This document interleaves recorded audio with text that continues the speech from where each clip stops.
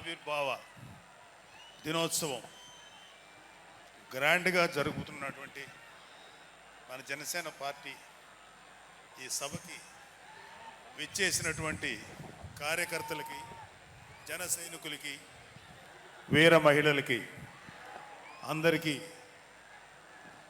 అలాగే ఇక్కడ ఉన్న లీడర్స్ అందరికీ, నాయకులందరికీ, మహిళా నాయకురాళ్ళందరికీ కూడా 12వ జనసేన ఆవిర్భావ దినోత్సవ శుభాకాంక్షలు తెలియజేస్తున్నాను. సో కొన్ని సందర్భాల్లో మాట్లాడటం మాటలు కరువు అవుతాయి, ఏం మాట్లాడాలో అర్థం కాదు. ఎందుకంటే ఒక సంవత్సరం దాదాపు 9 నెలలు 10 నెలల క్రితం మనం అధికారంలో లేవు. అప్పుడు మనకి ఎలాంటి విషయాన్నైనా, ఏ విషయాన్నైనా తీవ్రంగా మాట్లాడగలిగేటువంటి శక్తి ఉంది. కానీ ఇప్పుడు అధికారం వచ్చిన తర్వాత మనం ఒళ్ళు దగ్గర పెట్టుకొని చాలా కేర్ఫుల్గా ఉండాలి. అలా ఒళ్ళు దగ్గర పెట్టుకోకుండా నోటికి వచ్చినట్లు మాట్లాడితే ఏం జరుగుతుందో మనందరం కళ్ళారా చూస్తున్నాం. ఇవాళ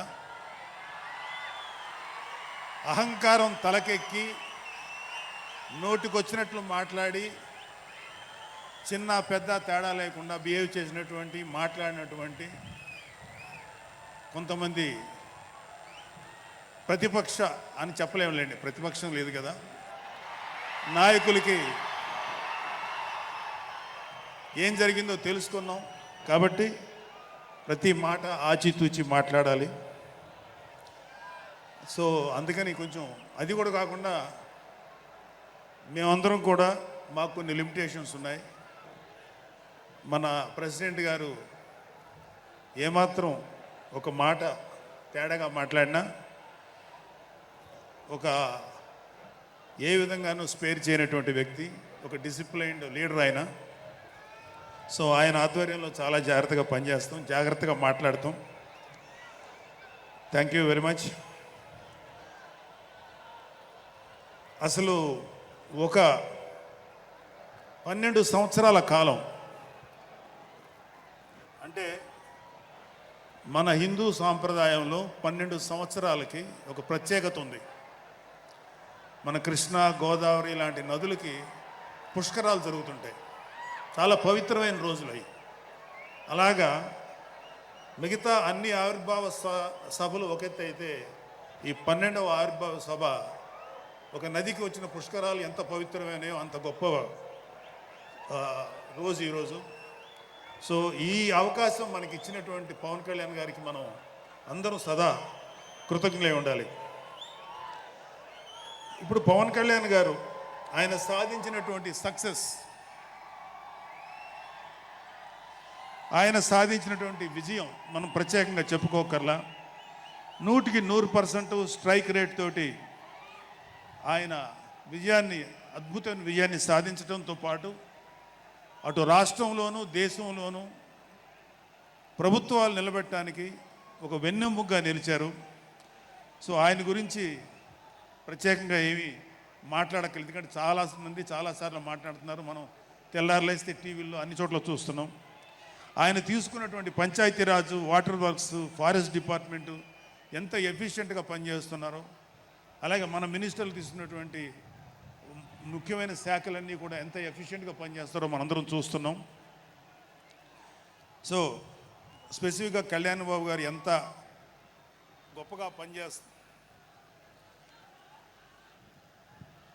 గొప్పగా పనిచేస్తారని మనమేమి ప్రత్యేకంగా మాట్లాడుకోకర్లేదు.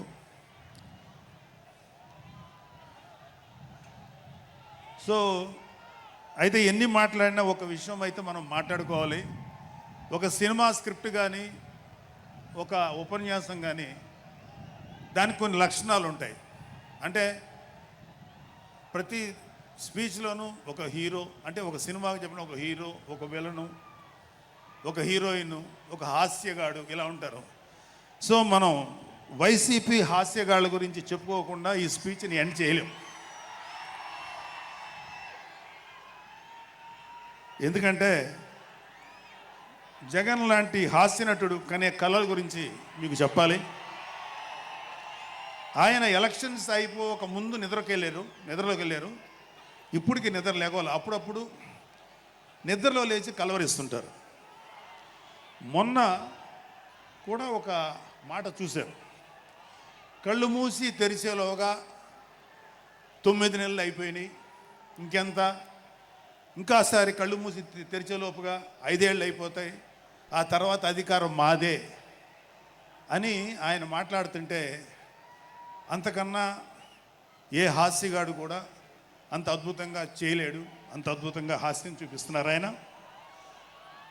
కానీ ఆయనకి నా సలహా ఏంటంటే, సార్ మీరు నిద్రలోనే ఉండండి, అప్పుడప్పుడు కలవరించండి, తప్పులేదు. ఇంకొక 20-30 ఏళ్ల తర్వాత మీరు కల్లో నుంచి బయటికి రండి, అప్పుడు దాకా మిమ్మల్ని ఎవ్వరూ డిస్టర్బ్ చేయరు. ఇది నాకు మనస్ఫూర్తిగా నేను మీకు ఇచ్చే సలహా. మీరు 20 ఏళ్ల తర్వాత మేలుకోండి, ఆ తర్వాత మీ ఇష్టం. మేమైతే 20 ఏళ్ల దాకా మిమ్మల్ని హ్యాపీగా పడుకోమనే సలహా ఇస్తున్నాం. సో ఆంధ్రప్రదేశ్లో పవన్ కళ్యాణ్ గారి యొక్క చొరవతోటి ఏర్పాడైనటువంటి ఈ కూటమి ప్రభుత్వం ఎన్ని చోట్ల ఎంత పెద్ద సక్సెస్ అయిందో, ఎంత 164 సీట్లు సాధించే దిశగా ఆయన ఎంత కష్టపడ్డారో మనందరికీ తెలుసు.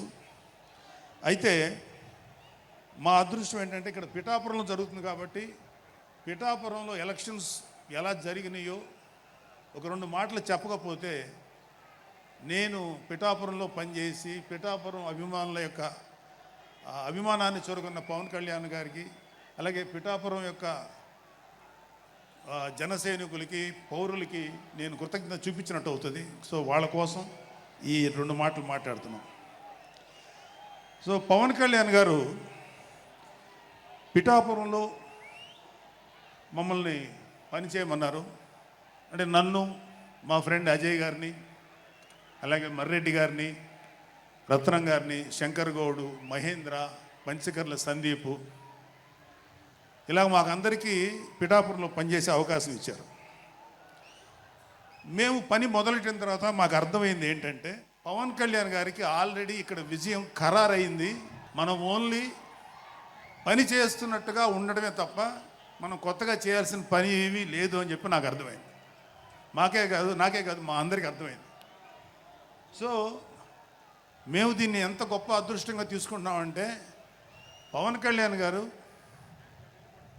మీరు పని చేసేటువంటి మేము ఇక్కడ ఏదో పని చేసాం అనే తృప్తి మాకు ఇవ్వటం కోసం ఆయన ఈ మమ్మల్ని అపాయింట్ చేశారు తప్ప ఆయన గెలుస్తారన్నది, ఆయన అఖండ విజయం సాధిస్తారని ఆయనకు ముందే తెలుసు. కానీ ఆ సాటిస్ఫాక్షన్ మాకు ఇవ్వటం కోసం మాకు ఈ అవకాశం ఇచ్చారు. అయితే అది మా అదృష్టంగానే ఫీల్ అవుతున్నాం. చంద్రుడికో నూలు పోగులాగా ఆయన పడిన కష్టానికి ఒక చిన్న పని చేసామనే తృప్తి అయితే మాత్రం మాకు నిజంగానే ఉంది. అయితే ఇక్కడ పిఠాపురంలో పవన్ కళ్యాణ్ గారు అఖండ విజయం సాధించడానికి 2 ఫ్యాక్టర్స్, 2 ఇంపార్టెంట్ ఫ్యాక్టర్స్. ఒకటి మన ప్రెసిడెంట్ జనసేనాని పవన్ కళ్యాణ్ గారు అయితే, రెండో ఫ్యాక్టర్, నాటి వ్యక్తి ఫ్యాక్టర్ పిఠాపురం జన సైనికులు, పిఠాపురం పౌరులు, పిఠాపురం ఓటర్స్. వీళ్ళిద్దరూ లేకపోతే మేము ఏమి చేసినా ఏం ఉపయోగం లేదు. సో మాలో ఇంకెవరైనా సరే పవన్ కళ్యాణ్ గారి విజయానికి నేనే దోహదపడ్డాను అని ఎవరన్నా అనుకుంటే అది వారి కర్మ, అంతకంటే ఏం చేయలేం. సో ఇక్కడ మన ప్రెసిడెంట్ పవన్ కళ్యాణ్ గారికి ఆయన గురించి చెప్పడానికి ఒక ఇంపార్టెంట్ విషయం చెప్పాలి.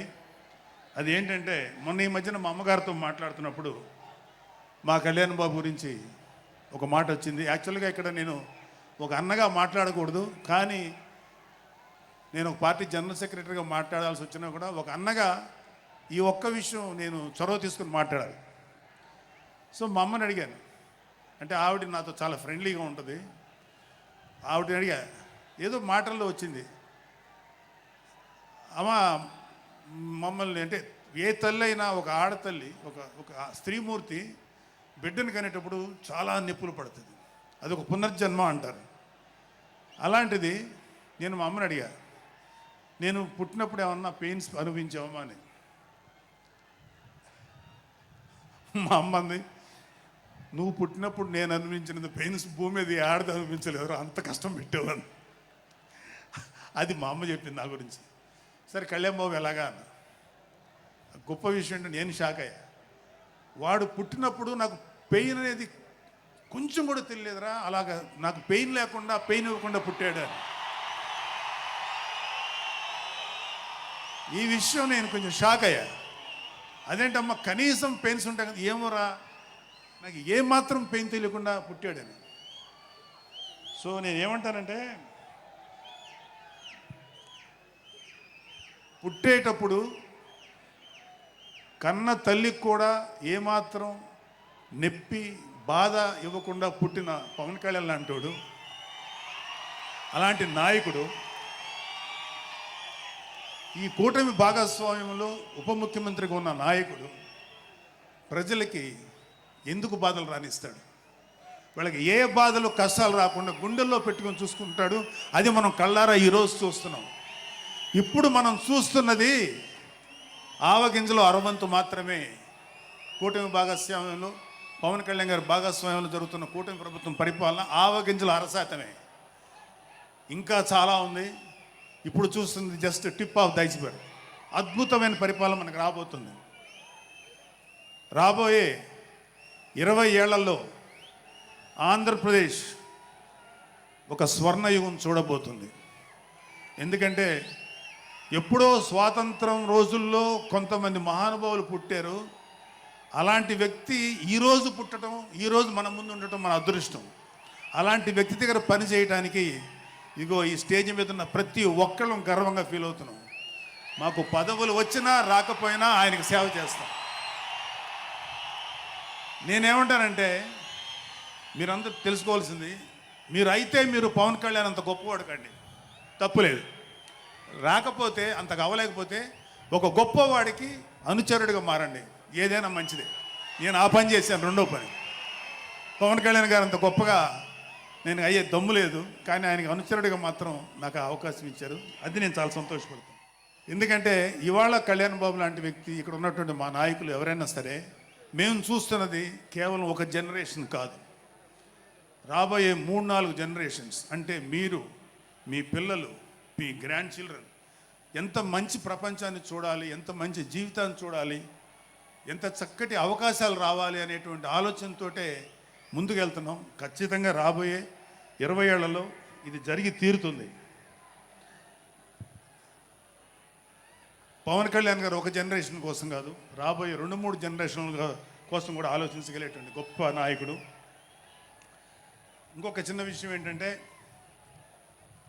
నాకు ఎమ్మెల్సీగా అవకాశం ఇచ్చినటువంటి మన ప్రెసిడెంట్ పవన్ కళ్యాణ్ గారికి నా హృదయపూర్వక కృతజ్ఞతలు. అలాగే నేను ఎమ్మెల్సీ కావటానికి నన్ను ప్రోత్సహించినటువంటి వ్యక్తులు, లేదా నేను